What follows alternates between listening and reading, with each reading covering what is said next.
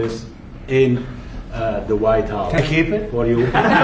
Well, you can keep it. বিশ্বকাপের সোনালি ট্রফিটি কি ট্রাম্পের দাবিতে হোয়াইট হাউসই থেকে যাচ্ছে, তাও আবার ডোনাল্ড ট্রাম্পের কাছেই। সামাজিক মাধ্যমে ছড়িয়ে পড়া একটি ভিডিও ঘিরে এখন এই আলোচনা তুঙ্গে। কিন্তু ভিডিওটি সত্যি নাকি পুরো ঘটনাটির পিছনে লুকিয়ে আছে ভিন্ন কোনো বাস্তবতা? হোয়াইট হাউসে ফিফা প্রেসিডেন্টের কাছ থেকে বিশেষ ম্যাচের টিকিট গ্রহণের সময় বিশ্বকাপ ট্রফি হাতে নিয়ে ডোনাল্ড ট্রাম্প হেসে বলেছিলেন, এটা কি আমি রেখে দিতে পারি? আর সেই কয়েক সেকেন্ডের ভিডিওই নতুন করে ভাইরাল।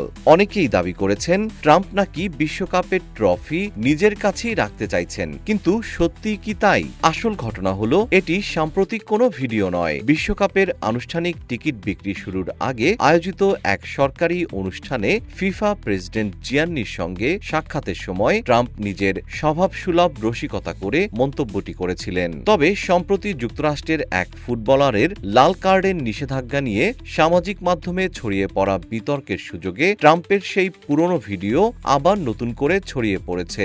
ভিডিওটির একটি ছোট অংশ কেটে এমনভাবে উপস্থাপন করা হয়েছে যেন ট্রাম্প সত্যিই ট্রফি নিজের কাছে রাখতে চাইছেন। তাই ভাইরাল কোনো ভিডিও দেখেই বিশ্বাস করার আগে তার প্রেক্ষাপট ও সত্যতা যাচাই করা জরুরি।